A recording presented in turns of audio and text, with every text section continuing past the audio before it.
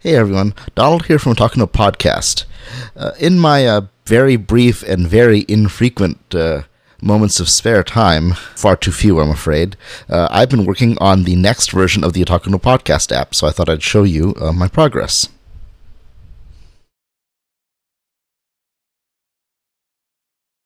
The first thing you'll notice is, you probably see a new tab there, but you also probably see the More tabs there in the corner. That's because with all the new features I've added, we now have more than 5 screens in the app, so they had to be put on separate tabs. If I tap on the More tab here, you can see the new tabs, and if you tap the Edit button up here, you can rearrange tabs, so you can put your favorite functions down in the main row. And when you exit the app, this information gets saved. So the next time you run, you'll have your favorite layout. So first, let's take a look at the new Radio tab. The Radio tab, as the name implies, lets you listen to Otaku no Radio, our streaming radio station. So we tap the play button here. You are listening to Otaku no Radio, radio for anime lovers. Brought to you by Otaku no Podcast, the podcast for anime lovers. Check us out on the internet at otakunopodcast.com or search for us on iTunes.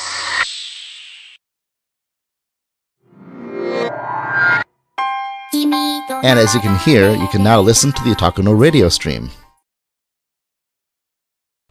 Now, when a song comes up that happens to be in the iTunes store, it'll display a little album art graphic and let you buy the song on iTunes.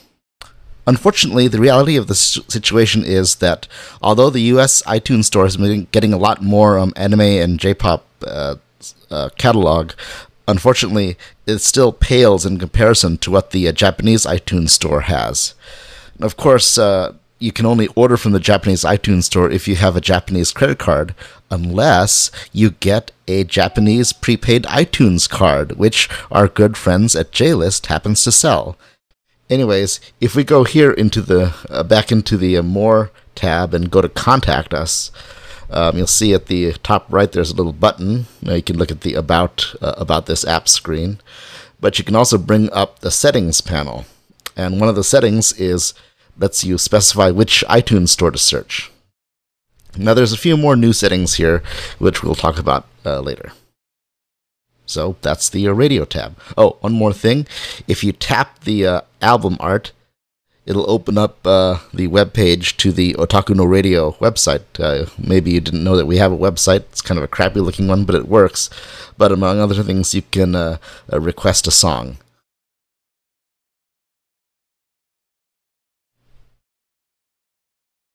Now let's move on to the next tab, the Confinder tab.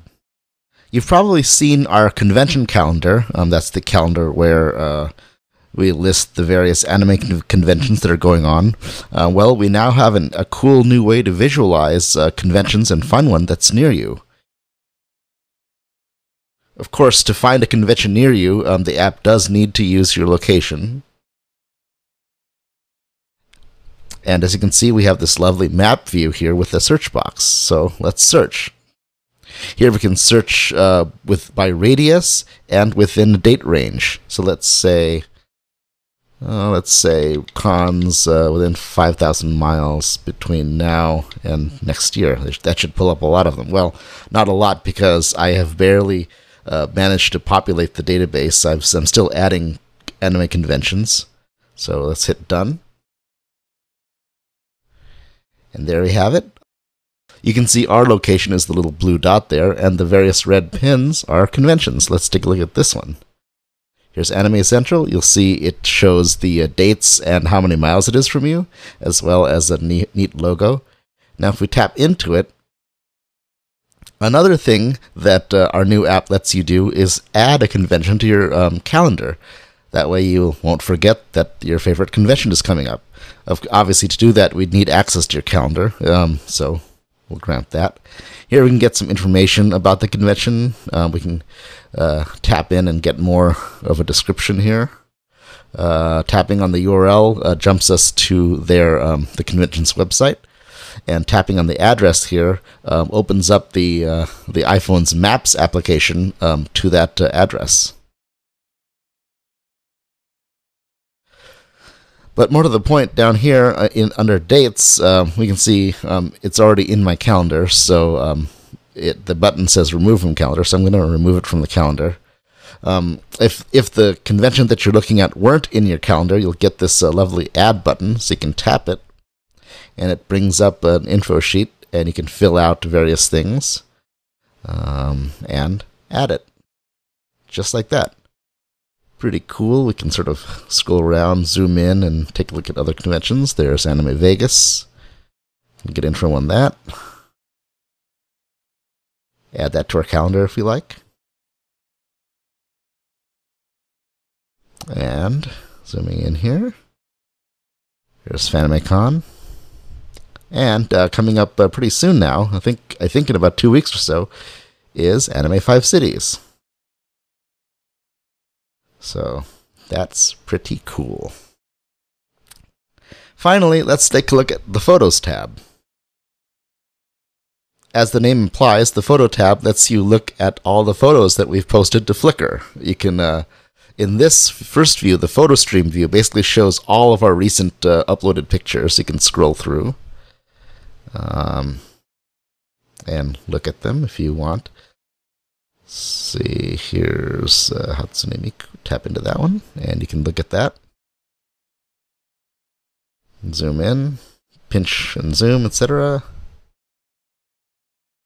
And if you want to see our a more ordered collection of our photos, you can tap on the Photo Sets button, and that will show you all of our various photos grouped by event usually. So we have FanimeCon, Anime Los Angeles, some unboxing pictures from the K-On! Mio figure, and so on.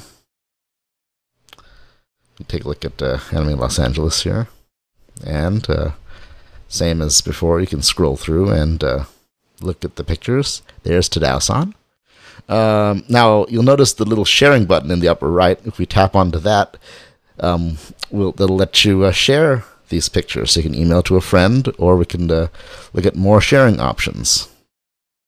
And you're probably familiar with, we can post to Twitter, but now we can also post to Facebook. So we can post to Facebook.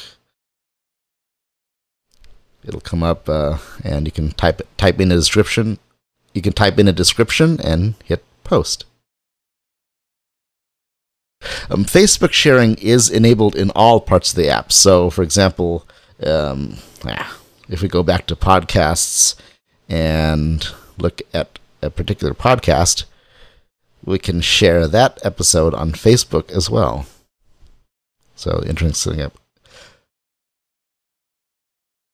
So, there you have the Photos tab.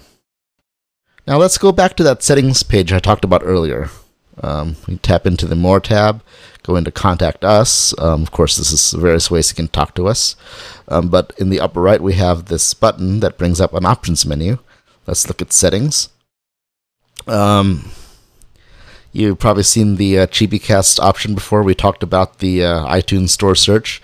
These buttons lets you log out of your Twitter account and your Facebook account. This only applies if you're running iOS 4. If you're running iOS 5 or above, the actual OS manages your Twitter logins. Finally, the last option, launch URLs in Chrome. This only applies if you have the free Google Chrome browser installed. It'll just let you launch, as the name implies, launch URLs in Chrome. So, say we're looking at a podcast episode. We can go up to the the options menu and open in web browser, and see here, instead of opening Safari, it opens the URL in Google Chrome. So that's about it for the new and improved Otaku no Podcast app. I'm still sort of ironing out some last minute bugs. And I'm probably going to wait until after iOS 6 is released later this fall and release it around then. So look forward to that. Hope you enjoyed the video, and I hope you're looking forward to the new Otaku no Podcast app. This is Donald from Otaku no Podcast saying sayonara, jane.